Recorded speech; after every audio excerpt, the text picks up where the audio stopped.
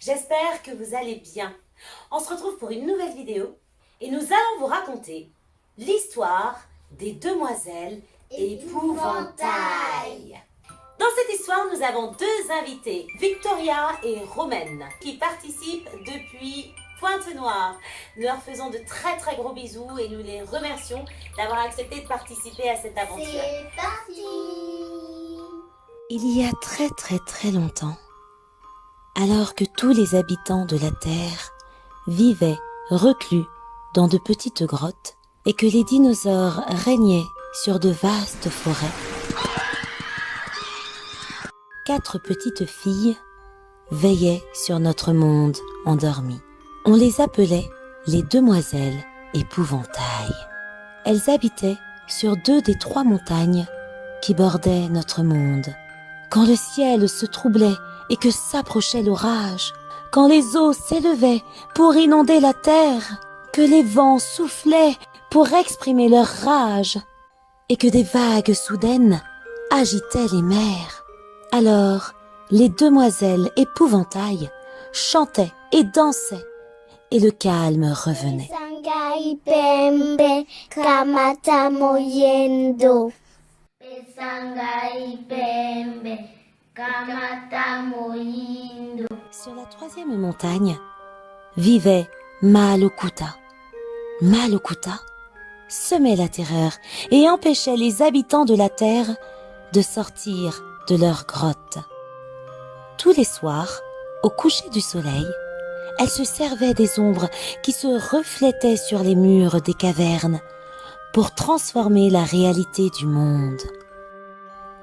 Elle disait que les arbres étaient des bêtes géantes, que leurs branches étaient de longs bras poilus et leurs feuilles de multiples petites mains qui les attraperaient si les habitants s'aventuraient au-delà de leur grotte. Elle disait que toutes les ombres qu'ils voyaient étaient à l'extérieur des monstres difformes qui transformaient les êtres qu'ils touchaient en marionnettes de cire.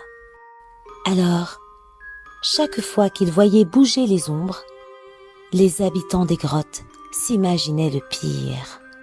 Sur la plus haute des montagnes, Mahakula dansait aussi, mais elle dansait seule. Pesangai pembe kamata moyindo, Pesangai pembe kamata moyindo.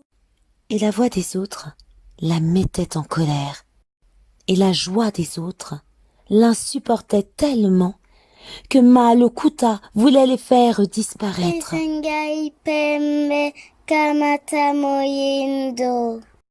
Pesangai pembe kamata moyendo. Pesangai pembe kamata moyendo. Pesangai pembe kamata moyendo. Alors, elle fit l'impensable.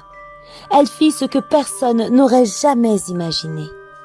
Elle alla voir le soleil et lui ordonna de brûler tout ce qui lui faisait horreur.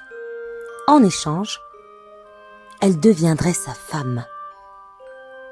Mais le soleil est fier. Le soleil est roi. C'est lui qui décide, on ne lui ordonne pas. Et le contraire se produisit. Le soleil, qui réchauffe les cœurs, illumina si fort l'entrée des grottes que toutes les ombres disparurent. Et avec les ombres, Mahalokuta, dans sa dernière danse, se mit à fondre, en emportant avec elle toutes ses rancœurs. Et on ne la revit plus jamais. C'est alors que les habitants des cavernes sortirent de leurs trous et purent enfin vivre en harmonie avec la nature. Ça y est, notre histoire est terminée. À bientôt!